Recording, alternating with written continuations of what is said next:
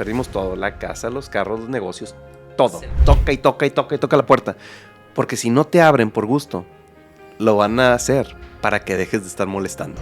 ¿Para qué pienso en eso si es algo imposible para mí? Bueno, así era el TEC de Monterrey para mí. Es que nunca volví a usar una integral de Laplace o nunca volví a hacer lo que sea. Sí, pero eso te activó un chip en ti que podía resolver cosas que parecen imposibles. Cuando yo digo que en el emprendimiento hay que tener hambre y todo, en verdad lo tuve. En verdad pasamos momentos muy difíciles. Si me preguntas, lo volvería a hacer. Así de simple.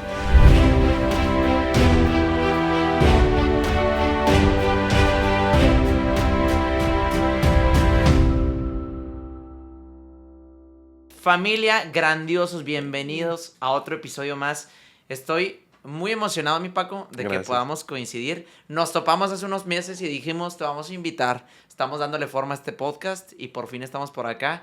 Me da mucho gusto que estés con nosotros. Gracias de verdad por estar. No, hombre, encantado, encantado. Muchísimas gracias por la invitación y con todo gusto para platicar. ¿Sabes? Siento que va a ser un podcast, un episodio diferente, divertido, ¿sabes? Ojalá. Y como que la personalidad ayuda mucho, pero pues bueno, parte también de la invitación que te hacemos es por tu trayectoria, que gracias. Yo sé que te has salido en muchas entrevistas, has hecho un nombre de lo que es Colonus, toda la administración de los fraccionamientos, un mercado que estaba desatendido y como ha ido creciendo, ahorita lo platicábamos detrás de escenas, es algo que admiro mucho, pero sobre todo aquí en este episodio queremos conocer tu historia de grandeza. Gracias. Que nos compartas cómo es que llegamos acá y por eso quiero empezar preguntándote, ¿cómo fue tu infancia? Mi infancia fue una infancia bien padre, fue una infancia feliz. ¿Eres de aquí de Monterrey? No. Dato curioso, no soy de Monterrey, yo nací en Tepic, Nayarit. ¿En Tepic? En Tepic, Nayarit. Ok. Entonces bien. Yo, la verdad es que cuando era niño, era el niño, no de que en la opulencia, pero sí el niño que lo que pedía en Navidad le llegaba. Cuando necesitaba algo, lo tenía. Mi niñez como tal fue genial. Vengo de una familia de 5 hermanos, yo soy el tercero de ellos, hombres todos. Entonces, me ganaste, somos 4 hombres acá. Wow. 5 hombres, entonces era un campo de batalla la casa, pero padrísimo. La verdad es que nos divertíamos muchísimo. De mis mejores recuerdos que tengo de infancia con mis hermanos, jugando todos juntos y con amigos, porque éramos súper amigueros y todo. Una vez nos dejaron hacer una pista de mini motocross en el patio de la casa, porque teníamos un espacio bastante grande. Aparte del jardín, teníamos un patio y en el patio nos dejaban hacer lo que queríamos. Entonces nos pusimos a cavar un hoyito y hicimos así como unos montículos y luego en una de esas hasta se nos ocurrió echar gasolina. No, nos pusieron una regañada. No. Pero nos divertíamos mucho. Entonces hicimos ahí una mini pista de motocross en la cual había bicicletas y una moto que teníamos por ahí. Entonces, no, hombre, nos dábamos unas divertidas. La verdad es que mi infancia fue súper divertida y pareciera que todo iba a ser miel sobre hojuelas en cuestión económica. Pero no fue así. Al llegar más o menos en el 93, 94, se viene la caída muy fuerte, pero muy, muy fuerte. Perdimos todo. La devaluación, ¿verdad? Sí. Del peso. A mi papá lo agarran con créditos en UDIs, que se llamaban en aquel entonces. Iba en expansión sus negocios y de repente, pues, ¡pum!, la deuda se multiplicó, los acreedores, los acreedores empezaron a crecer, no había con qué pagar, se entran a juicios, bueno, una historia muy larga, pero lo perdimos todo, la casa, los carros, los negocios, todo. ¿Se los quitaron el banco? Más que el banco, el tratar de pagar y salir adelante. Entonces, lo perdimos todo. Todo al grado en el que me acuerdo, y también tengo muy grabado eso, después de vivir una infancia de miel sobre hojuelas, nunca olvidaré cuando había tienditas alrededor, ahí no existían Oxxos, había tiendas, y íbamos a pedir fiado. Entonces íbamos a pedir fiado y con la promesa de que les íbamos a pagar y a veces pagábamos y a veces no pagábamos. Entonces cada vez las que no pagábamos eran más. Entonces ya una tiendita ya no nos vendía, entonces íbamos a otra. Y luego pues iba un hermano y luego iba otro y pues a pedir, ¿no? Empezamos a el Monte Piedad también, o sea, a llevar hasta ventiladores de la casa. Llegábamos al Monte Piedad pues, para tener algo de dinero. Y me acuerdo que una vez en una tiendita ya no me quisieron fiar. O sea, ahí fue cuando dije, la torre. No, güey. Ya no hay. No, ¿cuántos años tenías ahí? Yo tendría unos 11 años, más o menos. Entonces, ahí fue como cuando yo digo que en el emprendimiento hay que tener hambre y todo, en verdad lo tuve. En verdad pasamos momentos muy difíciles. No teníamos, imagínate, no teníamos ni para comprar una barra de pan Bimbo y jamón. Estábamos de repente en la casa encontramos botellas, porque antes las botellas eran de cristal, las retornables, que ahora ya están volviendo, pero bueno, antes eran así. Entre familiares, amigos, los que teníamos, agarramos las botellas, las lavábamos y las íbamos a vender para que nos dieran dinero para tener comida. O sea, mal. Y de ahí, pues viene... Primero a mí me encantaba trabajar. Me regreso un poquito y me encantaba trabajar en los negocios de mi papá. Mi papá tenía refaccionaria y tenía talleres mecánicos, talleres de rectificaciones de motores, automotrices, pero también agrícolas, o sea, tractocamiones y todo ese rollo. Rectificaba motores. Y entonces, ahí me encantaba ir con mi papá. De hecho, yo tenía un carrito rojo, nunca lo olvidaré, con la marca Champion, que eran las marcas de las bujías, sí, que en aquel entonces eran las líderes, y yo iba a trabajar con mi papá. Entonces yo me subía a mi carrito con pedales y iba y llegaba a la refaccionaria y yo trabajaba, y siendo que en aquel entonces todavía no teníamos la carencia, ¿no? Pero como que en mi mente siempre fue el trabajar, ser empresario, tener eso que yo veía. Entonces, para mí siempre era como que mi meta, ¿no? Y de repente, bolas. Se derrumba todo. Se derrumba todo de estar en colegio privado. Oye, pues ya no vas al colegio. O sea, salte. Ajá. No quedó ahí. O sea, fue como que pues, nos salimos. Pero luego fue como, oye, ¿qué hacemos, güey? Pues a trabajar. Me metí de cerillito. Entonces me meten de cerillito. Empiezo a ganar lana. Y poco a poco fui ahorrando. Y ya como que me iba bien. Y cada vez agarraba turnos dobles. Yo trabajaba... Era una máquina de trabajar. O sea, siendo preadolescente, era una máquina para trabajar. O sea, era una máquina. O sea, yo me podrían decir, oye, no vino el paqueterito que sigue en el siguiente turno. Me quedo. Oye, y en la noche viene uno, pero en la noche no va a venir. Me quedo. Y me daba lonche, güey. O sea, yo tenía que sacar lana. Entonces estaba trabajando. Y gracias a Dios, en ese punto en el que me sacan del colegio, yo ya pude tener algo de dinerito por fuera. Y entonces yo dije, bueno, no puedo estar en el colegio en el que estaba, pero había otro que sí me alcanzaba. Yo me empecé a pagar mis estudios a partir del segundo de secundaria. Y estaba en colegio privado. Entonces, desde segundo de primaria yo empecé a trabajar. Cuando mis hermanos los grandes, pues ya estaban trabajando, ya no estudiaban, y así, ¿verdad? Entonces yo dije, no, yo sí. O sea, de paqueterito, ¿sí? Te pagaste tu escuela. Empecé a pagar escuela. De hecho, llegué a tener un carrito de hot dogs. ¿En la escuela? Entre la secundaria y la prepa, en vacaciones, dije, ¿qué puedo hacer? Porque ya estaba creciendo y ya no podía ser paqueterito. Sí. Porque pues eran los niños, no los adolescentes. ¿Y a los niños les dan más o les dan menos? Sí, no más. No, ¿y sabes qué hacía yo? Cuando, te digo, yo siempre buscaba el dinero, o sea, buscaba el cómo. Y cuando no había gente, me iba a todos los pasillos de adentro de la tienda. No. Y me metí abajo de los anaqueles porque sabía que a la gente se les caían monedas y luego no las alcanzaban a juntar. Oye, pedía una escoba y sacaba dinero. Siempre sacaba dinero. O sea, yo sabía que había dinero y lo sacaba. Entonces, jamás he escuchado bien. No, o sea, te digo, cuando tienes hambre, sí, aprendes a lo que sea. Entonces, pero se empezó a poner divertido. O sea, si te fijas algo malo, empezó a poner divertido. Entonces, empecé a trabajar desde chico. Empecé a decir, oye, ¿qué más hago? Oye, pues una tía tenía un rancho con flores y le dije, oye, ¿qué haces con esas flores? No, pues las agarraba y las regalaba, ¿no? Y los hacían en ramos. Digo, ¿y si me las das? Y yo se las vendo a las florerías. Ah, pues dale, güey, ahí están. Dame algo de lo que ganes y listo. Oye, pues yo a los 11, 12 años agarraba mi teléfono, mi libreta amarilla que había antes de los líneas de teléfono, ajá, y veía las florerías y les hablaba, oiga, ¿quiere flor de pájaro? Que así se llamaba, que es la flor de paraíso, pero allá se le llama de pájaro. Tengo paquetes de 12 y de 24, tengo muchas.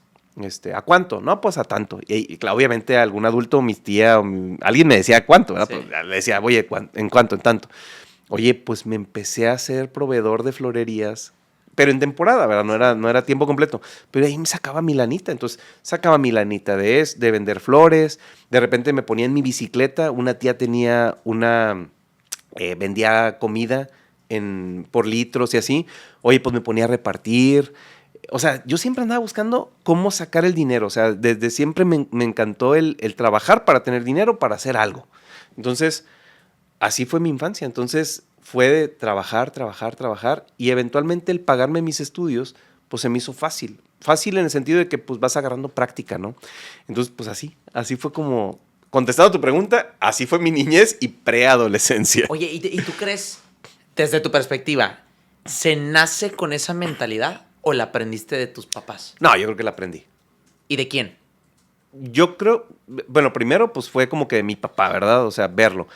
Pero después en la caída fue como que cambio de estafeta y sale mi mamá. O sea, fue como en ese momento de caída psicológico, moral, pues imagínate de tenerlo todo, o sea, como empresario perderlo, la familia, no tener nada.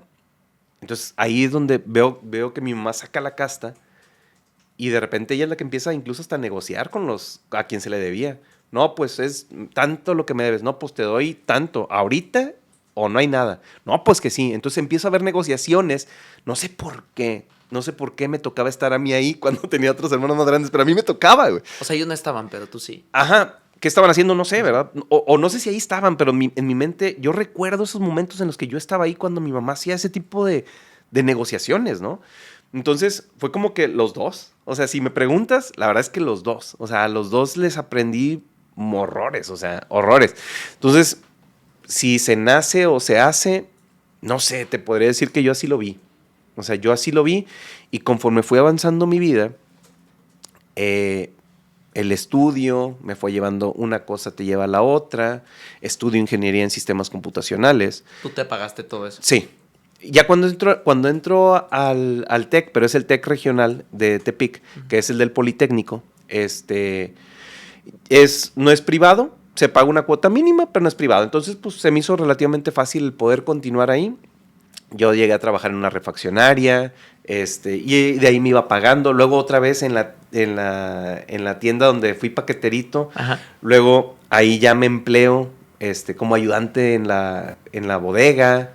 O sea, siempre buscando cómo trabajar, cómo hacer dinero, ¿no?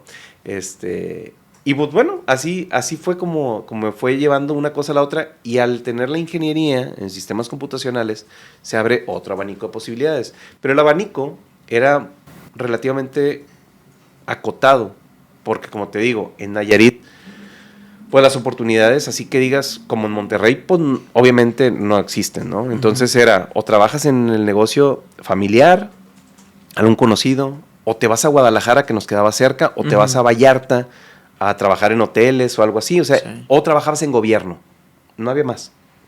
Entonces, pero tampoco era algo como que me quitara el sueño, o sea, como que yo sabía que estaba bien y ahí la llevaba, pero algo dentro de mí sabía que como que me sentía como que topado, como que algo me faltaba, ¿no? O sea, yo siempre fui y soy muy movido. No, no puedo estar quieto. Yo siento como que estaba como que a un paso muy, muy lento para lo que yo quisiera hacer, pero no sabía qué. No sabía dónde iba a ir ni nada, ¿no? Entonces, ahí uno de mis amigos que estuvo conmigo en la carrera se viene a Monterrey, estudia una maestría en el TEC de Monterrey. Y está bien padre, porque fíjate que cuando él se viene, para mí fue algo como súper lejano. No sé, es como si ahorita yo te preguntara, ¿qué se te hace tan ilógico que comprarías? O sea, pensando en algo material. Ajá. ¿Qué se te hace algo tan ilógico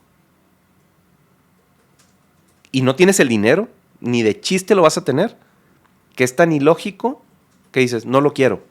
Pero si lo quisieras, pero como no tienes dinero, queda como que en una capa en la cual, no sé, un yate. Algo así, o sea, un Bugatti.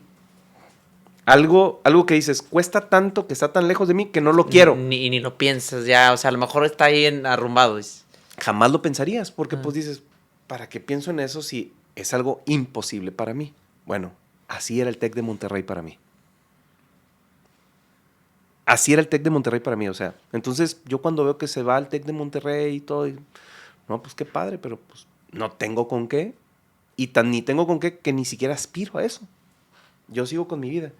Pero en una de sus vueltas nos empieza a platicar, es que está padrísimo, Monterrey está bien padre, y la carrera está padrísima, y que mira las oportunidades, y que Cemex, Vitro, y lo que sea, y para nosotros era como, yo jamás había venido a Monterrey, ¿eh? O sea, no, jamás, ni de visita, o sea, yo no conocía Monterrey. Estamos hablando en el 2001. 2001. Yo había salido de la carrera, ya estaba trabajando en la Secretaría de Educación Pública, porque es lo que te digo, o sea, o trabajas en el gobierno, o con una empresa familiar, o te vas de ahí. Sí. Entonces, pues yo ya estaba ahí, pues dije, bueno, pues aquí ahí le llevamos. Y en esas, no, que está padrísimo, ¿y por qué no se vienen? Nos dice a otro amigo y a mí. Y dije, no tengo con qué, mi familia tampoco tiene con qué, no, simplemente no. Ah, bueno. Y sigue las pláticas, iba y venía de vacaciones, así, y en una de esas convence al otro. Entonces el otro dice, yo sí puedo. Voy a hacer la prueba, no sé qué, pum, pum. Y de repente me dice a mí, oye, pues haz la prueba. Mira, hay algo que es una beca crédito, que si no tienes lana no hay bronca. Si tú pasas con el promedio que tienes, pasas el examen, te vas, te pagan algo de manutención, te pagan la maestría, y cuando sales, como es un crédito, se los empiezas a pagar de a poco en poquito. Aún así se me hacía descabellado, pero ya no tanto. Ándale, vamos a hacer el examen. Hice el examen y no pasé. Y ya, así quedó. ¿Cómo te sentiste en ese momento? Pues fue como que una chispa de algo que pude hacer y al final no se hizo, pero te digo, como era tan lejano, tampoco era como que me costó. Lo acepté y X. Pero no me puedo quedar quieto y soy súper competitivo. Entonces, queda mi otro amigo y me dice, oye, güey, ¿qué crees? Se abrió otra fecha para presentar examen. Digo, ¿y puedo presentarlo otra vez? Sí. Puedes ir a presentarlo a... No me acuerdo si la primera fue a Mazatlán y la otra fue a Guadalajara o viceversa. Ajá. No recuerdo bien eso, tengo mala memoria en esas cosas. Pero, total, voy y lo presento y quedo. Y me dicen, si quedaste, mete los papeles para ver si te damos la beca de crédito, en aquel entonces era el CONACYT, y que me la dan. Y de repente fue como de repente como que el Bugatti llegó aquí y es como ¿me puedo subir? Y que, pues sí. Fue como a la madre. Y en mi casa fue como quedé y me puedo ir al TEC de Monterrey. ¿Qué? Sí, güey. Pues me vine. Sin conocer Monterrey. Entonces, sin conocer Monterrey, pues escogemos dónde vivir, esto, lo otro. Entré a las residencias del TEC porque era lo que se me hacía más tranquilo, sí. En lo que vemos qué onda. Ahí mis papás, a como pudieron, sí me completaban, porque no me iba a alcanzar con lo que me daban, pero ya no era pagar la colegiatura, ya no era pagar tanto la manutención, sino era nada más como que el completar un poquito, ¿no? Sí. Entonces yo vendo mi carro, que tenía ya en aquel entonces, vendo mi carro, con esa lanita. ¿Cómo te compraste tu primer carro? El primer carro fue un Renault, un R5, un zapatito se les dice. Es un Renault, era modelo 75. 75. Me gustaban los carros, ¿sí o no? Era 75, no tenía piso, estaba roto el piso, el motor no jalaba, era color beige y estaba arrumbado. Y uno de mis hermanos, el que me sigue hacia arriba, No sé cómo le había hecho, pero era de él y ahí lo tenía. Entonces de repente fue como un, oye, no me acuerdo si se lo compré, me lo regaló. No me acuerdo, o sea, fue algo así como que, pues ahí está, pues échalo a andar, ¿no? Y dije, ok. Entonces me puse a repararle la máquina, pues sabía con quién ir, qué hacer, conocía a unos mecánicos, o sea, de los de mis papás, y que sea. Entonces reparamos el carro, le pusimos piso, lo pinté color naranja. Mi color favorito es naranja. Pensarías que es amarillo, pero no. Mi color favorito es el naranja. Y lo pinté de naranja. Entonces era el zapatito. Entonces ese fue mi primer carro. Wow, entonces lo agarraron, estaba rumbado, era de tu hermano. Rumbado, o sea, yonkeado totalmente, o sea, no se movía. Y lo dieron a jalar como y Dios mandó.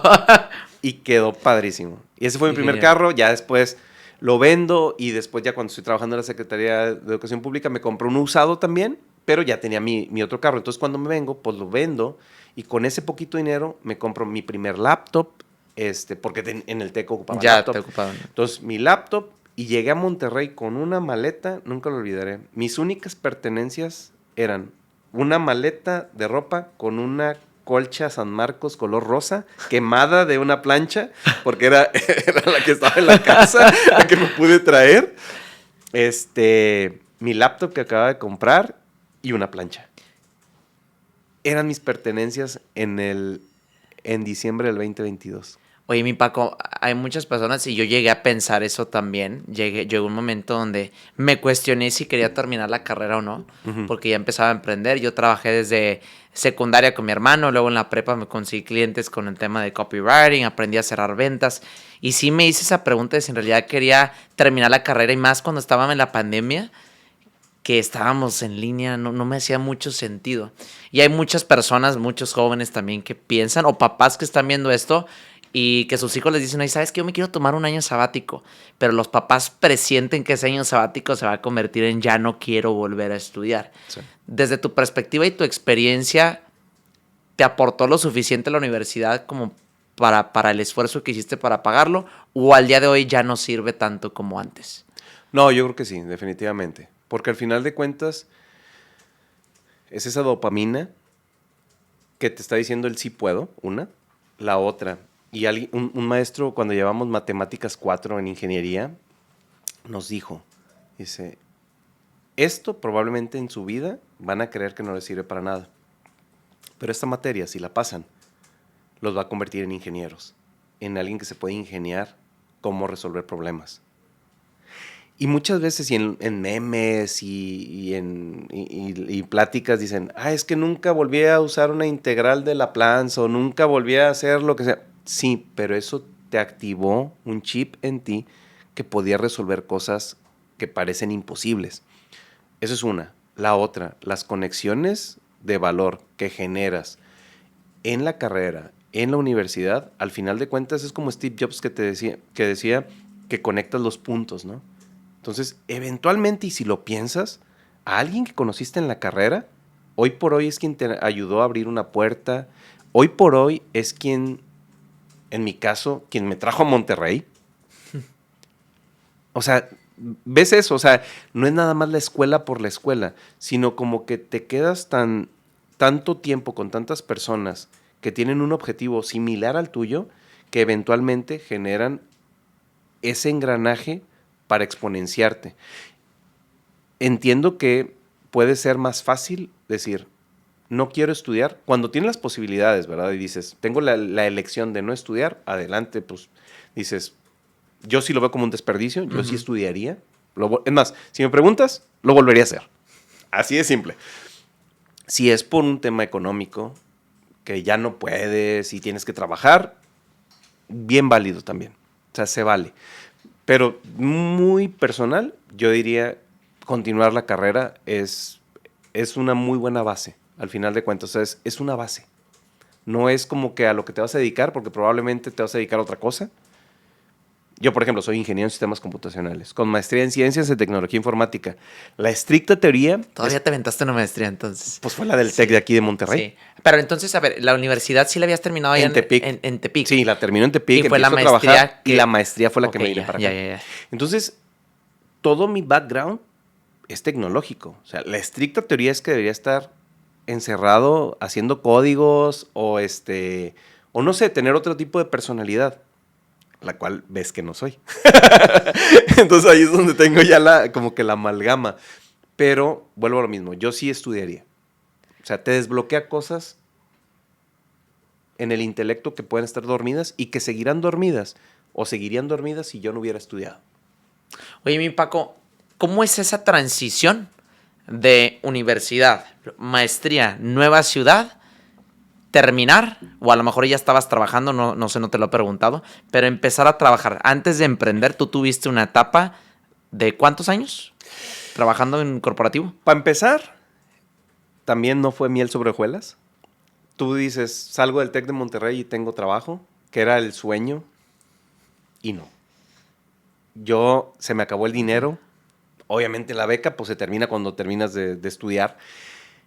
Y en mi refrigerador ya me acuerdo que ya la renta ya nada más tenía pagada hasta un día 15 tenía pagado hasta el 30 de octubre del 2000. Estábamos en 2004. Y se me acabó el dinero. Ya no había como que, oigan, mándenme más lana. En el refri nomás había, creo que unas salchichas y algo de leche, una cerveza. Sí, sí. Y se acabó. Refri de foráneo, ¿verdad? Sí, sí, sí. 100%. Entonces, ya nada más quedaba eso. Aventé currículums como no tienes idea. Entonces, cuando salgo de la maestría, pensé que iba a ser fácil. ¿Por qué? Porque salgo de la maestría y uno de mis maestros de seguridad informática era el director de Alestra de AT&T. Entonces nos hizo hacer un trabajo final de su materia. Y cuando salimos nos dice, oigan, nos dijo a 3, tengo un proyecto, es un proyecto piloto, no sabemos cuánto va a durar. Si jala, pues de aquí para adelante ya tienen trabajo. Si no jala, pues ni modo, ¿no? Pero por lo pronto 6 meses sí hay trabajo. Entonces yo salgo de la maestría trabajando. Y dije, mira qué fácil, sí jaló. Bueno, pues entramos a ese proyecto, pasaron los 6 meses, recortan el presupuesto y nos dice, pues les dije, era un piloto, no jaló. Entonces nos quedamos sin trabajo. Y ahí fue donde ya empiezo a tirar currículums y pasó una semana, una quincena, un mes, 2 meses. Se me empieza a acabar el dinero y yo ya hablo a mi casa y les digo, oigan, pues yo creo que ya si para el fin de mes ya no consigo trabajo, pues me regreso. Y yo ya estaba pensando en, bueno, ¿y cómo hago mi currículum para trabajar en gobierno del estado o en algo más, no? Sí. Porque pues era lo único que podía tener, ¿no? Y al menos en casa de papás, pues no iba a pagar renta, ¿verdad? Entonces yo ya me iba a regresar. O sea, yo estaba a 15 días de regresarme cuando en mi última tirada así de varios currículums, me acuerdo que mandé unos, eran 10 de la mañana, 11, de eso de que ya ni te cambias porque dices, o sea, no, o sea, ya devastado. Y me voy a bañar y cuando regreso a la computadora veo que tengo un correo para una entrevista de trabajo. Y de que, oye, ¿estarías disponible para algo? Pues obvio, ¿verdad? Que sí. Entonces tengo la llamada y me dicen, oye, es que de tu currículum que mandaste, y le dije, te voy a ser súper honesto, no sé, he mandado tantos que no sé cuándo te lo mandé. Dice, lo mandaste hace como 15 minutos. Y yo, ok, es para desarrollador. Sí, o sea, tú pensarías que ya con maestría y todo, dices, no, pues de administrador de proyectos, algo a desarrollar. Y me encantaba desarrollar. Ya no desarrollo, pero me encantaba. Ajá. Va. No, pues está bien. ¿Entras con salario de maestría o de graduado? Hombre, no, ni de graduado. No, güey, no, era lo que fuera. O sea, era nomás para que pagara para el siguiente mes. Entonces, voy a la entrevista, era una consultoría, un outsourcing, que en aquel entonces era más común y ahorita está que por ley ya no jala. Pero bueno, entonces sí jalaba. Entonces voy a un outsourcing, me dicen que voy a desarrollar, pero que me tienen que mandar con un cliente. Yo no entendía esas conversaciones, ¿no? Pero te voy a mandar con el cliente. Si el cliente te decide que sí, pues te quedas. Si no, no. Ha sido, yo podría decir que la peor entrevista en desempeño que yo he tenido en esa entrevista, te lo prometo. Era un argentino y me empieza a preguntar en qué sabía codificar, qué experiencia tenía en cierta tecnología. Para no hacerte el cuento largo, de todo lo que me preguntó, era un no. Y yo no quería echar mentiras. Entonces, no, la verdad es que eso no. Pero sé hacer esto. Y esto, no, pero sé hacer esto. No, pero sé hacer... O sea, yo sentía que estaba en la lona. O sea, yo de que... Nah, ya. Pero al final me dio confianza el tipo y le dije, entiendo que a todo o casi todo te dije que no en tecnología, pero también entiendo que las bases son las mismas. Y yo sé codificar en este lenguaje de programación, en esto. He hecho un compilador desde cero, sé lenguaje máquina, sé procesos, sé esto, sé eso. O sea, le dije todo lo que sí sabía, ya para irme. Le dije, y si me dieras la oportunidad, podría demostrarte que puedo aprender. No, pues está bien. Pero fue un X. Y ya, me voy. Oye, pues que me contratan. Pues me contratan y entro a Neoris, que es el brazo tecnológico de Cemex. Neoris de Cemex. Y entonces empiezo a desarrollar en algo que no sabía y de repente con la ayuda de amigos que me empecé a encontrar por ahí, empiezo a entenderle y me fue bien. Y no fue nada más un mes, sino 3, sino 6, sino que me quedé. Entonces fue como caray. ¿Cuál consideras que fue la clave para quedarte? Ser honesto. Haberle dicho lo que no sabía, porque así también llegué con mis compañeros, que sí sabían, o sea, con los que empecé a conocer, decirles, es que yo no sé, ¿me ayudas? Sí, mira, ya sabes que tienes los objetos así, mira, aquí se usan así, ok, luego, chécate estos videos, aquí lo puedes hacer. En aquel entonces no estaba YouTube ni nada, ¿verdad? Pero eran videos que ellos tenían, o páginas web que él tenía. Entonces empezamos a ver eso. Entonces, ahí fue donde empecé a aprender y a demostrarle a ese jefe que sí podía. Y al final estaba súper contento con mi trabajo, porque estaba sacando el trabajo y lo estaba sacando bien. Entonces, y él también se sentía cómodo porque dijo, wow, le aposté a alguien que me dijo que no sabía, pero que podía aprender y aprendió. Wow. Oye, qué admirable cómo vamos de la historia. Mira, hasta Marcela ahí atrás está... Oye, qué fregón, de verdad. ¿Cuánto tiempo te quedas en Cemex? Me quedo en Neoris como tal, me quedo 8 meses y esta también estuvo padre. Es que yo parezco abuelito de tantas cosas que ¿sabes, historias. ¿Sabes qué noto? Que a muchos nos faltó y a mí me faltó por mucho tiempo. Divertirte en lo que estuvieras pasando. O sea, me cuentas, yo sé que ya ha pasado tiempo, pero me cuentas tu historia de cómo se quedaron sin dinero, cómo empezaste a trabajar tan pequeño, cuando alguien más me lo pudo haber contado con lágrimas en los ojos, quejándose de lo que pasó y a lo mejor ya aceptando el aprendizaje. Entonces creo que esa es una gran clave que te distingue a ti, que lo puedes contar viendo el lado positivo y que en su momento, no tuviste que esperarte, en su momento encontraste el cómo sí y el cómo sí divertirme. Y fíjate que lo dices y es muy cierto, ¿eh? Yo toda mi vida soy un positivo empedernido, ¿eh? O sea, pero en verdad. O sea, por la peor cosa que me esté pasando, siempre remato diciendo, pero gracias a eso. ¿O tú qué opinas? Entonces, sí, la verdad es que sí soy bastante optimista. Por más mal que le esté pasando, siempre busco el por qué pasó. El gracias a Dios. Y ahorita que digo gracias a Dios, ¿tú te imaginarías que iba a ser sacerdote?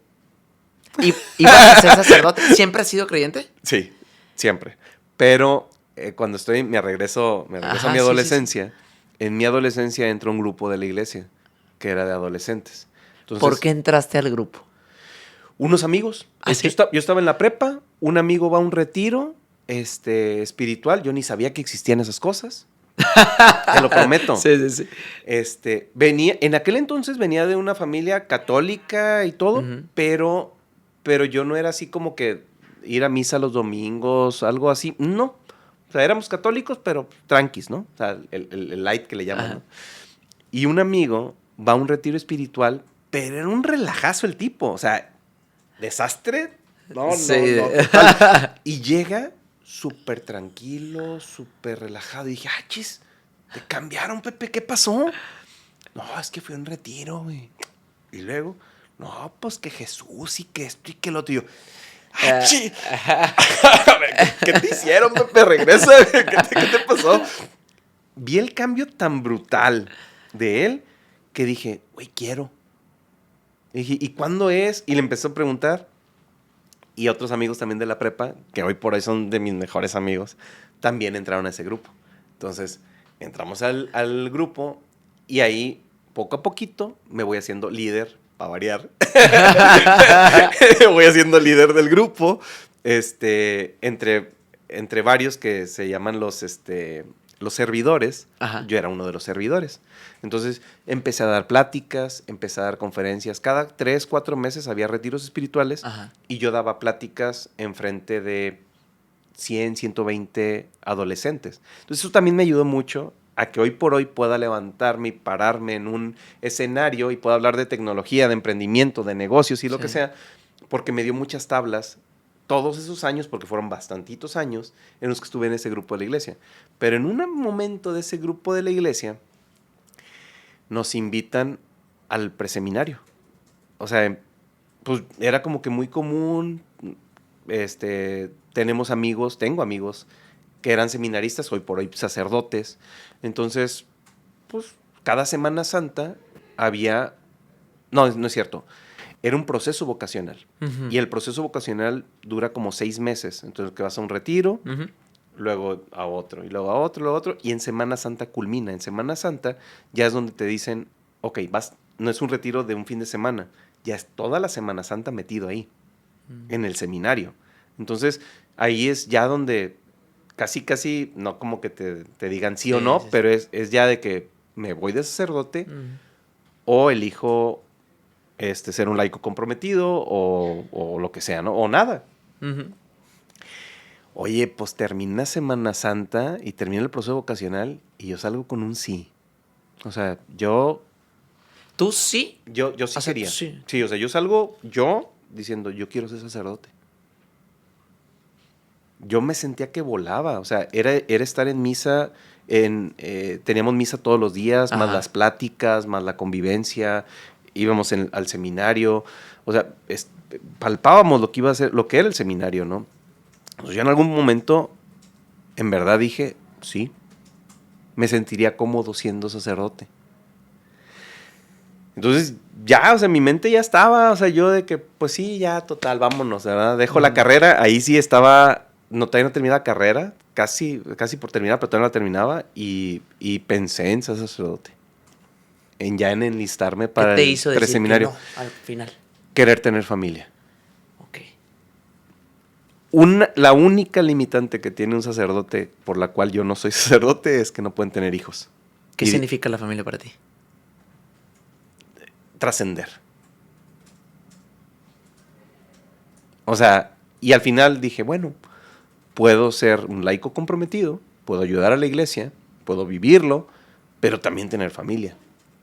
Entonces, en ese estaba en el discernimiento. O sea, yo salgo y digo que sí. Ya después pasa el tiempo y todo, y fue como un, ay, jole, como que no, como que yo sí quiero tener familia.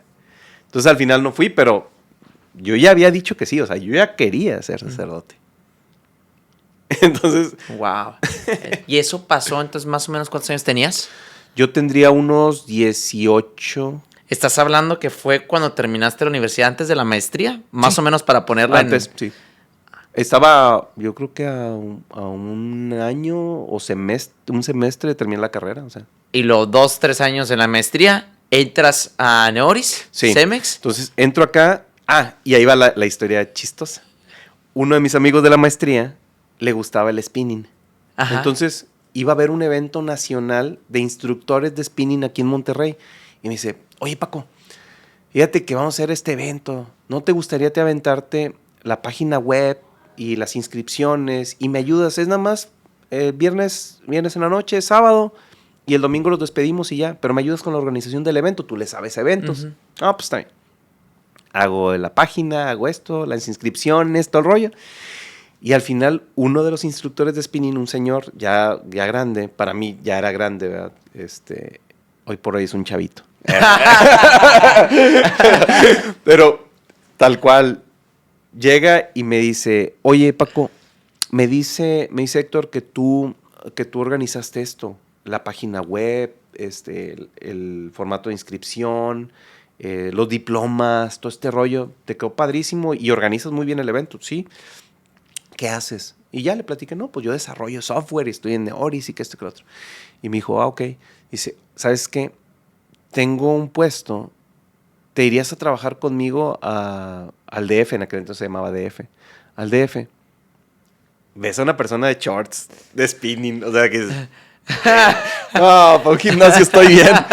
Y le dije, pues depende, ¿no? Depende de qué. Depende, hay instructoras también.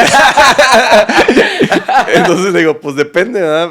Pero ese depende fue como, está loco. Bueno, resulta que el señor tenía una empresa que le vendía equipamiento satelital al gobierno.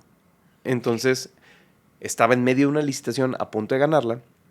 Me explica el proyecto, todo ese rollo, y me dice, estamos a nada de ganar la licitación. Y si la ganamos, te vas a... Yo no conocía Europa en aquel entonces. Dice, te vas a Alemania, te certificas en la red satelital de esta tecnología que vamos a tener y serías el project manager del proyecto a nivel nacional para meter la red satelital de caminos y puentes federales.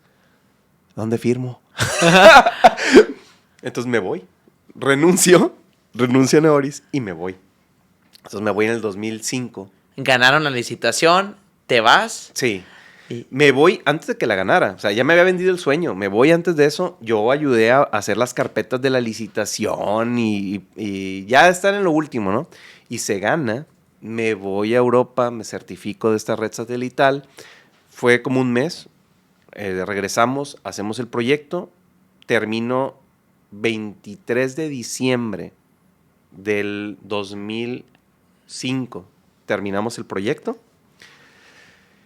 Y cuando terminó el proyecto, yo trabajaba de lunes a domingo y dormía yo creo que 3 horas, a lo mucho. O sea, porque había que estar en comunicación con los de satélite Morelos 1, Morelos 2 para enlazar las antenas satelitales de todos los puntos de las carreteras. O sea, era una locura. Y era un chavito de 25 años y ya llevaba ese proyecto. Entonces, era una verdadera locura. Y yo dije, ¿sabes qué? Termino el proyecto y seguía Pemex. Y dije, no, güey. No. Te vas a Ucrania ahora, sí. a Rusia. Entonces, dice, no, es que ya sigue Pemex y pues también empezar la licitación y todo. Y le digo, no. Le digo, ¿y sabes qué? Renuncio incluso. O sea, no quiero esto. O sea, no, es demasiado. No quiero. Total, renuncio. Termino el proyecto 23 de diciembre. Me voy a Nayarit, a casa de mis papás. Y dije, pues me tomo unos meses sabáticos a ver qué hago. Porque no tenía ni depa acá, porque pues ya estaba viviendo allá. Ya. Entonces regreso y cuando regreso, unos amigos que seguían en Neoris, de Nayarit, de Tepic, van de vacaciones y nos juntamos a comer eso. Y me dicen, güey, se está poniendo buenísimo, güey, porque está el Cemex, güey. Ay, ¿qué es eso? No, ¿te acuerdas que estabas desarrollando unos módulos? Sí, bueno, pues esos módulos ya están utilizando en Europa. Cemex está comprando plantas concreteras, plantas cementeras, le están poniendo el logo de Colonus, de Colonus, perdóname, de Cemex. Lo trae tan está poniendo el logo de Cemex. Sí. Y están implementando el software y el hardware, todo. Entonces, está buenísimo, dice, y están pagando súper bien, güey. Y yo, no, pero yo estoy descansando, voy a descansar, no sé qué. Bueno, para no hacer el cuento largo, me convencieron. El 2 de enero ya tenía trabajo. Y ya venía de regreso a Monterrey para trabajar en Neoris, pero ya en proyectos relacionados con lo de Cemex, dando soporte y cositas así, ¿no? Y ahí es donde empiezo a volar la imaginación, decir, wow, oye, pues puedo estar implementando y empiezo a viajar. Entonces me empiezan a mandar a Puerto Rico, a Venezuela, cuando todavía no expropiaban Cemex en Venezuela. ¿Expropiaron Cemex en Venezuela? En el 2008 me tocó la expropiación del gobierno de Venezuela, expropia las plantas de Cemex y le pone Cementos Venezuela. Expropiaron Bimbo y después Cemex. cómo se vivió eso internamente? Sí, fue un golpe duro, porque yo en aquel entonces yo ya estaba aquí en México, o sea, ya no estaba viajando, Ajá. pero yo era el responsable del soporte nivel, hay tres niveles de soporte, yo era el Ajá. responsable del soporte nivel 1, 2 y coordinaba el soporte nivel 3 era LATAM e IMEA. Yo tenía a mi cargo México, LATAM, Emiratos Árabes, Egipto y España. Desde acá, desde México, lo coordinábamos, el soporte y las implementaciones. Entonces teníamos a nuestro cargo Venezuela. Uh-huh. Y de repente nos dicen, se expropia Venezuela. Y que, chis, ¿cómo? Y nos juntaron nos juntaron para ver, bueno, nosotros no, ¿verdad? Pero nos juntaron al equipo que operábamos para ver qué íbamos a hacer. Uh-huh. Quien tomó la decisión, obviamente, eran mandos altos, nosotros no, ¿verdad? Pero estábamos ahí pues para ver qué hacíamos. Y fue una revolución, o sea, fue como un ¿qué hacemos? Y incluso yo propuse que les podíamos desde acá, como todavía tenemos interconexión a las plantas, podíamos borrar las fórmulas para que no formularan el concreto.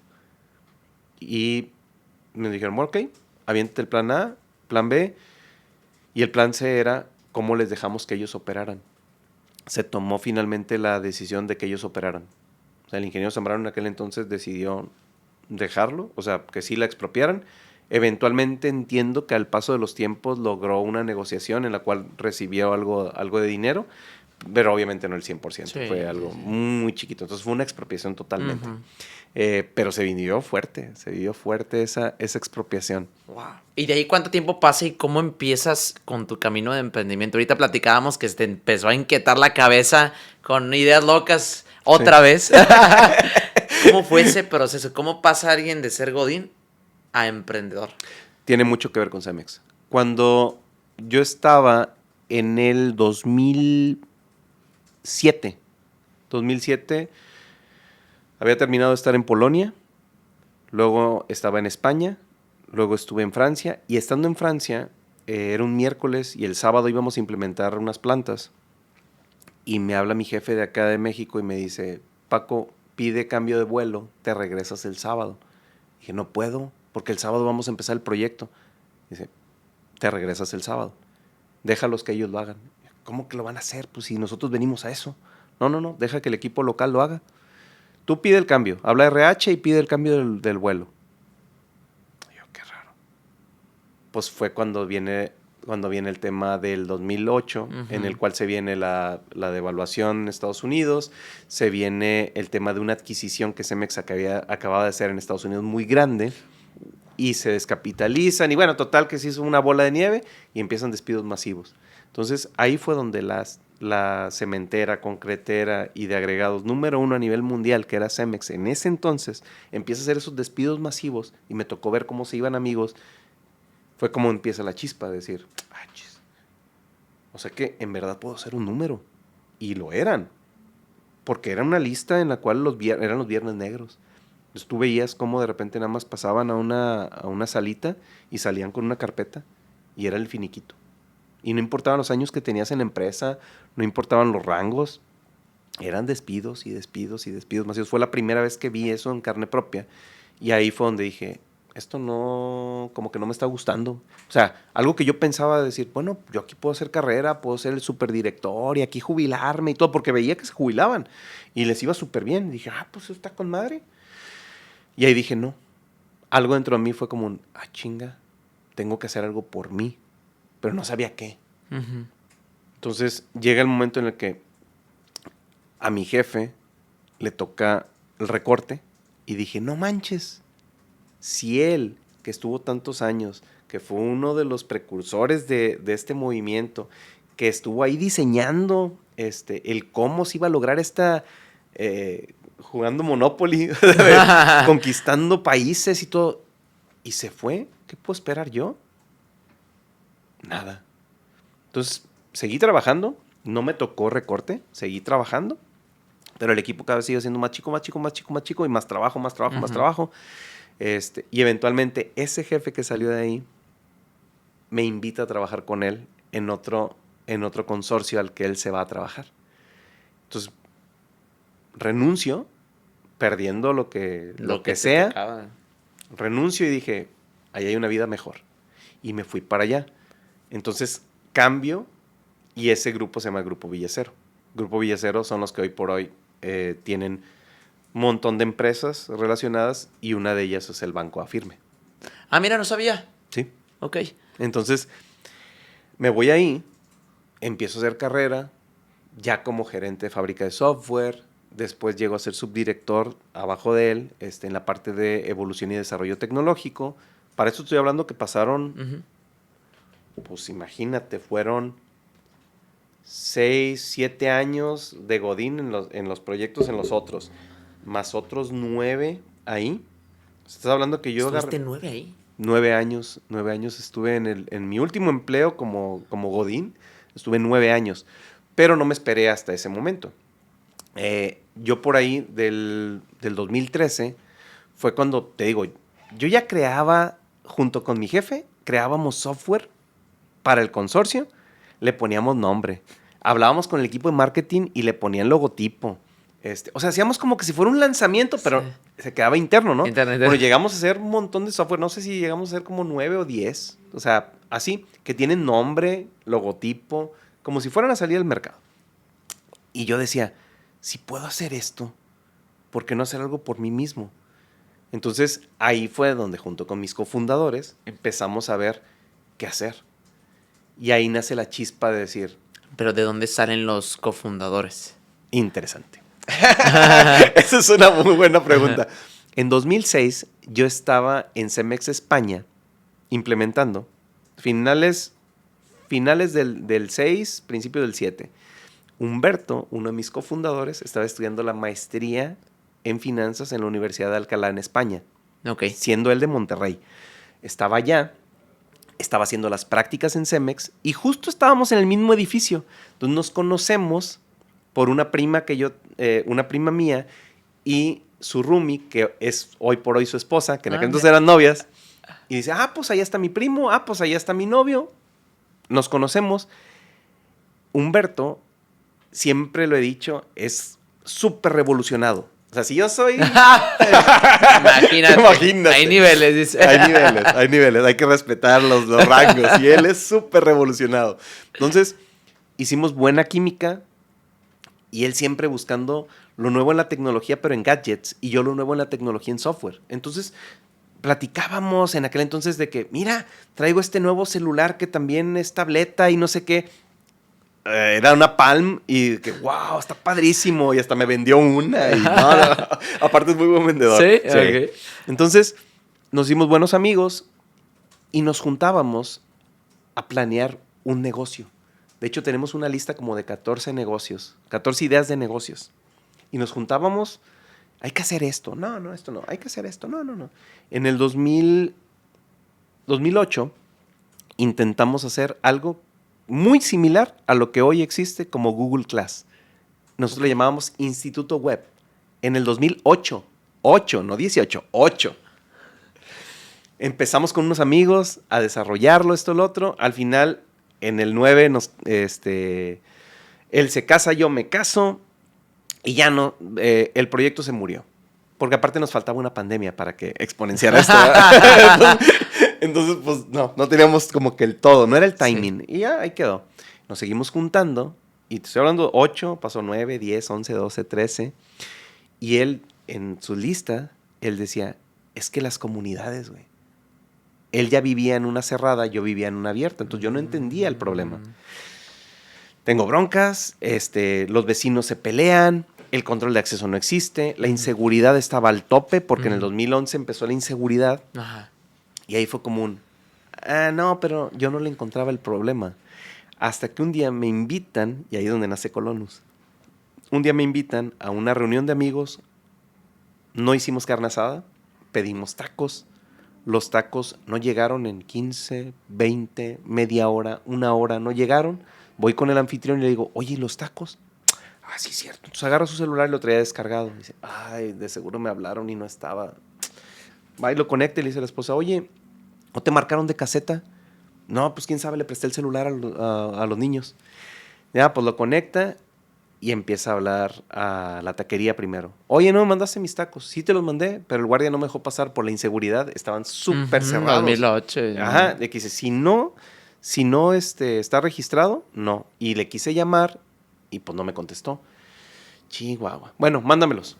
Habla a caseta y le dice al guardia, oye, ¿van a venir los tacos? Sí, vinieron, pero pues no lo encontré y no lo dejé pasar. No, pues déjalo pasar. No, pues está bien. Cuelga. Y luego le digo, oye, yo ya pensando en Colonus, ya como que más masticadito, todo, le digo, oye, si tuvieras en tu celular una app, que en aquel entonces apenas empezaban las apps, si tuvieras una app en la cual tú pudieras preregistrar a tus tacos, visitantes, empleados y lo que sea, y el guardia no te tuviera que llamar, ahí va a estar la lista, preautorizados, o incluso puedes mandar un código QR, lo lees, el guardia toma fotos, te avisa y lo deja pasar y queda la bitácora, ¿lo usarías? Dice, sí, güey, pero eso es una película de ciencia ficción, eso no existe. Y ahí nace Colonus. En ese sábado que me dijo, eso no existe, le mando un mensaje a Humberto y le dije, ya te entendí. Y vamos a hacerlo. Y nos juntamos el lunes siguiente en un Starbucks y empezamos a planear cómo sería Colonus. Entre Humberto y yo. Y ahí nace Colonus. Entonces, aunque teníamos nuestro trabajo, él trabajaba también, yo también trabajaba, empezamos a ver cómo con nuestros ahorros podíamos fondear esa idea y en nuestros tiempos libres, sin dejar de trabajar, poder hacer que esto saliera. Entonces, ahí es donde nace la chispa de Colonus. Wow, ok. Nace y luego tu tercer socio. Mi tercer socio, curiosamente, fue la primera persona, fíjate cómo se conectan los puntos. Ajá. Fue la primera persona con la que yo interactué en Neoris. Yo llego a Neoris y me dicen, oye, ahorita va a venir tu jefe, pero antes de eso, métete aquí. Aquí está una persona que se llama Ángel. Dice, Ángel te va a enseñar el escenario de pruebas del software de Cemex. Entonces, para que sepan qué es software, no, pues está bien. Entonces, Ángel en aquel entonces, con rastas, barba de candado y de chivo. O sea, tú decías, no das un peso por Ángel porque dices, qué loco está este tipo. Bueno, hoy por hoy es de mis mejores amigos. Entonces, Ángel lo conozco ahí. Cuando ya estábamos empezando a crear Colonus, no encontrábamos quién nos desarrollara, porque nosotros no podíamos desarrollar porque teníamos nuestros trabajos. Invito a Ángel y le digo, Ángel, él ya se había salido de Neoris, tenía una consultoría de software y tenía personal y de equipo de desarrollo. Nos cotiza, pero nos cotiza y pues no nos alcanzaba. Sí. Entonces le dijimos, a ver, te damos 3 opciones. Nos cotizas a lo que vale, pero danos chance de pagártelo en plazos. Nos cotizas un poquito más barato, pero cuando empecemos a vender te lo pagamos más caro que eso, como si fuera interés. Sí, como interés. O la tercera, nos dividimos el pastel entre 3, te vienes como socio, nos lo das a costo y entre los 3 pagamos al desarrollador, pero a costo, no como consultoría. Se va, lo piensa y a la semana siguiente nos dice, le entro. Y ahí es donde ya ahora sí entre los 3 empezamos a crear Colonus. Wow, estás hablando de 2014, ¿verdad? Estamos en el 2013, finales del 2013. Del 2013. Y algo que platicando contigo hace algunos meses se me hizo muy admirable también. Yo siempre he sido, o por lo menos hasta ahorita he pensado mucho en tema de bootstrapping. Sí. De tratar, para los que no conocen ese término, es crecer con las mismas utilidades de la empresa. Sí. Y yo sé que cada vez es más difícil porque ahora queremos velocidad y nos pintan que puede llegar a ser muy grande y que mejor sea una startup que después se fonde con, pues vaya, con los fondos de inversión de Estados Unidos, sí, de México. Todos estos procesos tan complicados y todos los emprendedores quieren llegar allá. Pareciera que es como el sueño americano que fue hace mucho tiempo y sigue siendo para muchas personas, sí, para los emprendedores. Sí. Tú que ya pasaste por el bootstrapping, que estuviste creciendo, sí, con propias utilidades, que, sí, también has levantado rondas de inversión. Sí. ¿Cómo saber cuándo sí mi camino es irme por una ronda de inversión o crecer de utilidades? ¿Tiene que ver con el perfil de un emprendedor? ¿Tiene que ver con el proyecto en sí? ¿Cómo le hago? Yo creo que tiene que ver con el momentum. Tal cual. Cuando nosotros sacamos Colonus como tal, nos gastamos todos los ahorros de las 3 familias. Nos los acabamos. De hecho, ya llegábamos a créditos. Colonus estuvo a punto de morir. Nosotros no vendíamos nada al principio. Pasó 1 año, 2 años, 2 años y medio sin ventas. porque nuestro modelo empezó a cambiar y nos sacamos el ahorro de las 3 familias. Cuando empezamos a tener nuestras primeras ventas, fue a muy cuentagotas y nosotros por eso obviamente seguíamos con nuestros trabajos, ¿no? No sabíamos que podíamos pedir dinero. No existía en aquel entonces, o no estaba tan permeado el tema de ángeles inversionistas o de VCs en México. En Estados Unidos sí existía, pero en México como que no. Entonces nosotros no sabíamos que había otro camino.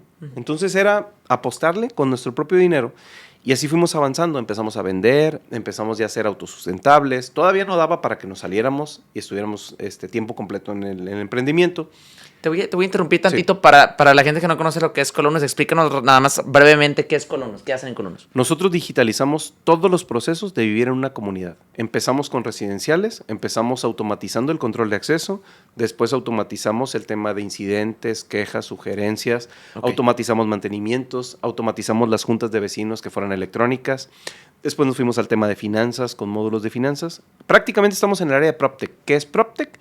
Es Proper Technology. Es decir, cualquier solución tecnológica aplicada a la inmobiliaria, al real estate, es una PropTech. Bien. Desde diseño, construcción, venta, brokeraje, reventa y administración de inmuebles, toda esa cadena se llama PropTech. Nosotros estamos casi al final del eslabón, donde ya nada más administramos, donde la gente ya vive, donde quiere tener un mejor vivir. Y ese es el propósito de Colonus, que puedas vivir de una manera cómoda, feliz, que puedas vivir de una manera segura en tu comunidad con tus vecinos, de una manera tecnológica también, ¿no? Bien. Entonces, eso hacemos en Colonus. Ahora bien, hemos desbloqueado cosas. Primero estamos en PropTech y después vimos que el FinTech era algo interesante y vimos que empezaba a pasar muchísimo dinero por nuestros módulos de finanzas. Y ahí fue donde se nos ocurrió, ahora teniendo la comunidad tan grande que tenemos, decir, oye, ¿y si hacemos nuestra propia pasarela de pagos para no hacerle el negocio a las pasarelas tradicionales o los comerciales?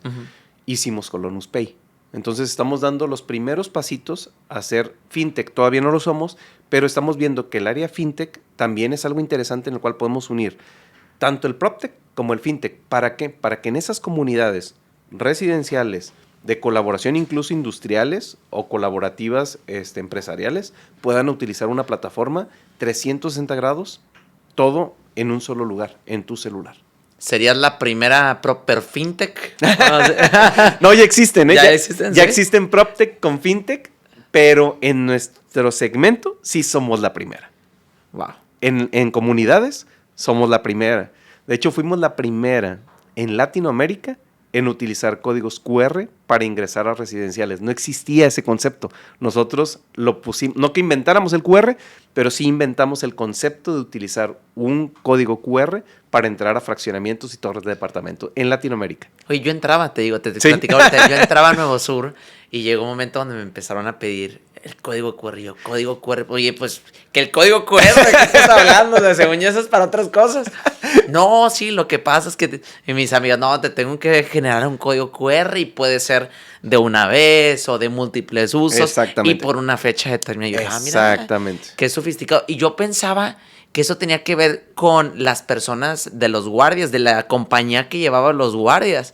Y no. No, es el todo. De hecho, mucha gente cree que Colonus es nada más el control de acceso. Y en realidad no, eso es lo que ve el visitante. Sí. Pero detrás de eso hay una maquinaria inmensa en el cual digitalizamos todos los procesos de vivir en una comunidad para que los vecinos puedan vivir de una manera segura, de una manera auditable y puedan tener incluso estados financieros de una manera muy fácil de llevar. Oye, y fíjate que antes de terminar, y quiero también platicar, tú ya pasaste de estar en una familia con papás emprendedores, tu papá sí. Emprendedor, todos los altibajos, lo que platicamos, pero ahora eres papá. Sí. Ya estás del otro lado de la moneda. Entonces, ¿cómo es ser un papá emprendedor y cómo eso afecta positivo o negativamente a los hijos y a la esposa? Uy, pregunta difícil, porque ha sido un sub y baja, ¿eh? Ha sido un sub y baja en el cual tú quieres estar ahí todo el tiempo, pero no estuve todo el tiempo. Imagínate, yo tenía mi trabajo godín. En las horas de la comida, en las noches, sábados y domingos, Semanas Santas, vacaciones, yo emprendía. Entonces era cuando cuando normalmente tú esperabas tus vacaciones, yo las esperaba para trabajar. Entonces me perdí muchos eventos de mis hijos cuando estaban más chicos, porque tenía 2 trabajos y aparte la casa. Entonces, sí fue doloroso llegar a saber que te perdías eventos de tus hijos cuando decías, chingüento, caray. O sea, pude haber estado ahí, pero decidí estar trabajando. Aunque tú sabías que el fin era bueno, al final las personas a tu alrededor lo ven como algo malo. Porque dicen, no estuviste. Entonces, sí fue difícil, muy difícil, recalco, muy difícil al inicio, pero después cuando ya logro hacer que ese sueño se empezó como que a cristalizar y pude estar tiempo completo en el emprendimiento, a partir de ahí mi decisión fue darle más tiempo a la familia. Mi decisión fue decir, ok, si antes podía hacer 2 trabajos y la familia medio que un pedacito, ahora sí no me voy a perder nada. Ahora sí voy a estar en todos los eventos, o intentar al menos, ¿verdad? Uh-huh. Y te puedo decir que hoy por hoy, después de que ya salí a emprender full time, te puedo decir que yo creo que he estado el 98% de cualquier evento de mis hijos, he estado. Ahora sí no me pierdo ni uno. Y mis hijos felices de la vida. Entonces, ha sido difícil, o sea, fue difícil al principio. Ahorita el reto es que ellos vean eso como ejemplo. Y como te decía también afuera antes de la entrevista, o sea, no quiero que repitan mi patrón, no quiero obligarlos a que hagan algo así, pero si en mí está sembrarles esa semillita de que ellos puedan estudiar, pero a la vez empezar a generar un negocio que al final de cuentas pueda derramar economía a otros seres humanos y que pueda ayudarles a un bienestar, que es lo que estamos logrando ahorita en Colonus, con los colaboradores y con las familias de los colaboradores, y que sepan que tienen un trabajo padre, uh-huh, y que les dé orgullo, que es algo que yo les digo siempre al equipo de trabajo cuando nos juntamos de repente que en las posadas, ¿no? Y así les digo, yo quiero que sientan tan orgullosos como cualquier persona siempre pone en LinkedIn o sale y dice, soy ex Google, soy Google. Yo quiero que la gente diga, soy Colonus. O sea, sí, trabajo en Colonus. O sea, que digan, wow, que se les llene la boca de decir, trabajo en Colonus. O sea, en algo grande, en algo padrísimo. ¿Me explico? Sí. Entonces, y eso quiero transmitirlo a mis hijos. Entonces, estoy en esa etapa. Estoy en esa etapa en la que estoy tratando de disfrutar lo más que pueda a mis hijos, tratar de permearles ese ejemplo, pero que ellos sigan su propio camino, ¿verdad? Hay muchos papás que me han preguntado, y seguramente te lo han preguntado a ti también, ya lo has vivido de ambas formas. Por eso te quiero preguntar, ¿qué cualidades tú ves en tus hijos, o a lo mejor tus papás vieron en ti, que consciente o inconscientemente los desarrollaron para hoy, por ejemplo, que tú estés emprendiendo? Y que lo estés haciendo con éxito, como lo estás haciendo. Y vaya que el éxito depende de cada quien. Depende de cada quien, exactamente. Yo creo que sí, porque soy positivo, ¿verdad? Sí. Sí. Yo creo que el ser terco. El ser terco. ¿Escucharon, equipo? Para que no se me quejen, soy bien necio. Terco. Ser terco. O sea, yo creo que el ser terco, y de hecho hay una frase que mi mamá siempre me decía, me acuerdo mucho cuando estaba chico. Dice, tú toca la puerta, y tócala una vez, y 2, y 3, y 4, y 5, y 6, y toca la puerta. Porque si no te abren por gusto, lo van a hacer para que dejes de estar molestando. Y eso sí, hago. Es cierto, es cierto. Es cierto. Es muy cierto. Entonces la terquedad. Terquedad. La terquedad, definitivamente. El game over no existe. O sea, todo puede tener altos, bajas, pero si tú sigues constante, sigues terco, eventualmente lo vas a lograr. Oye, y me gusta hacer esta pregunta para todos los invitados. Para ti, ¿qué es ser grandioso?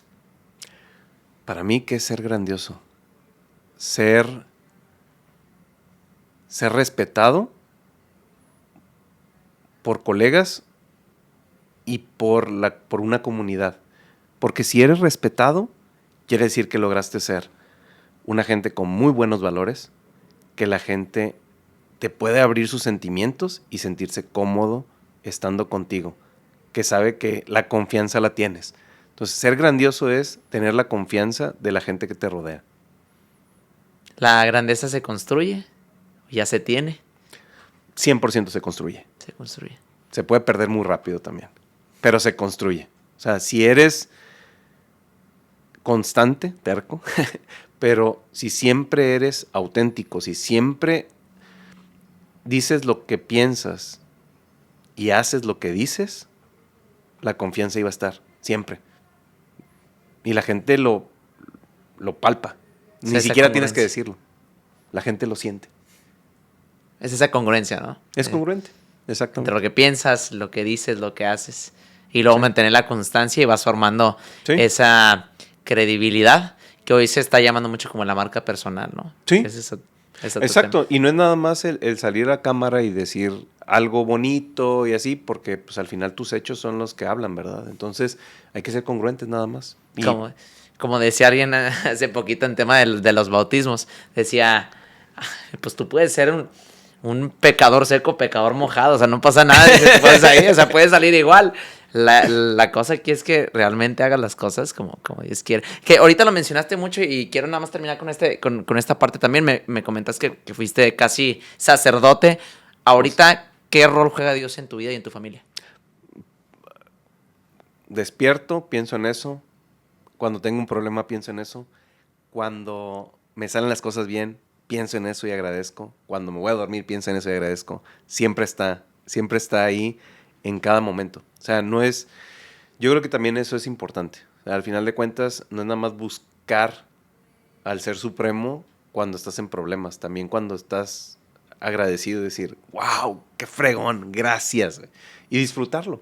Entonces, tiene que estar en cada cosa, bueno, para mí en particular, tiene que estar en cada cosa que hagas, ¿no? Entonces, te digo, me despierto pensando en eso, como pensando en eso, agradezco pensando en eso, cuando tengo problemas pienso en eso y me duermo pensando en eso. Entonces, Dios siempre está en mi vida. ¿Para ti Dios es algo indispensable para emprender con éxito? Yo diría que para mí en lo particular sí. ¿Por qué? Porque al final de cuentas es algo que siempre va a estar ahí y aunque te vaya mal, sabes que hay alguien que te va a guiar eventualmente para que te vaya bien. Y que todo obra para bien. Sí, y que por algo pasan las cosas. Yo concuerdo con eso. Última pregunta, mi Paco. Sí. Última pregunta.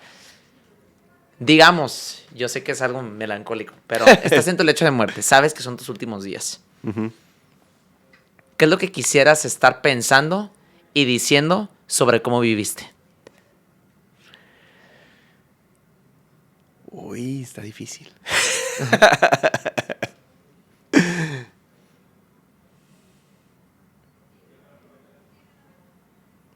Que mi fe valió la pena. Que la promesa que Dios me ha hecho existe y estuve en el camino correcto. Perfecto, familia. Mi Paco, qué gusto tenerte por acá. Gracias de verdad por compartir tu tiempo, tu historia. Me da mucho gusto poder conocerte más y encantado de seguir formando esta amistad e impactando vidas como lo vienes haciendo. Estoy seguro que podemos hacer cosas muy, muy fregonas. Por favor, para alguien que te quiere contactar en lo personal o a lo mejor alguna administración, un desarrollador que está viendo tema de proveedores futuros para el tema de administración de sus fraccionamientos, ¿dónde te pueden encontrar? Sí, Colonus es Colonus Home. Es home de hogar, pero en inglés. Colonus Home en Instagram. Y yo en lo particular estoy como Paco Macedo con C y al final una J. Paco Macedo J. En Instagram, en la página de Colonus es www.colonus.com. No nada más administramos, más bien, no nada más somos el brazo tecnológico para las mesas directivas y administradores, sino que también le ayudamos a las desarrolladoras a la primera entrega, a la primera mesa directiva. Entonces les encanta, les hacemos llave en mano para que esa primera entrega de los residenciales sea lo más transparente posible y les ayude a quitarles ese dolor de cabeza que muchas veces ocurre. Sí, para que se nos quede claro ahorita de las distintas soluciones, o sea, así puntualmente, ¿cuáles son las distintas soluciones que pueden encontrar en Colonus? Nosotros tenemos el software como tal que administra la comunidad, tenemos una app para el residente, una app para el administrador, una app para el guardia, sus web también, pero todo interconectado en esa comunidad Pero no solo eso, sino que tú tienes múltiples residenciales o múltiples propiedades, todo eso lo manejamos en una plataforma. También tenemos interconexión con hardware, de tal manera que podemos controlar el acceso con o sin intervención humana en el acceso, tomando fotografías como si fuera una garita, abrirte la pluma o el portón, la puerta, mandar notificación, mandar fotografías, tener evidencia. Tenemos la integración con nuestra pasarela de pagos que es Colonus Pay. Ajá. Y tenemos conmutador virtual en caso de que tengas guardias, para que no tengas que tener hardware ahí también para eso. Y pues prácticamente eso es lo que hacemos en Colonus. Felicidades. Gracias. Soy testigo de que funciona. Gracias. Como usuario también, que me hizo la vida muy fácil muchas veces. Y te deseo todo el éxito y Muchas así gracias. compartiendo esta historia de grandeza. Familia, grandiosos, pues una historia más de grandeza. Muy contento. Gracias nuevamente por estar por acá. Recuerden, familia, que también parte de ser una persona grandiosa y en lo que nosotros platicamos, excelencia, impacto y trascendencia. ¿Y cómo puedes impactar también y trascender? Empieza compartiendo este video con más personas que se pudieran inspirar en esta gran historia de mi querido Paco. Suscríbete, porque hay una estadística. Las estadísticas dicen que la mayoría de la gente, estoy hablando de 80, 90% de los que ven estos videos en YouTube no están suscritos a los canales. Entonces, para que te llegue el próximo video y puedas conocer más historias de grandeza, y que si tienes alguna idea, tú, algún familiar también, que no han despegado, no termina de despegar, que se puedan inspirar en estas historias e impactar más vidas. Esto fue todo por el episodio de hoy. Gracias, mi Paco. Nos vemos en la próxima, familia. Gracias.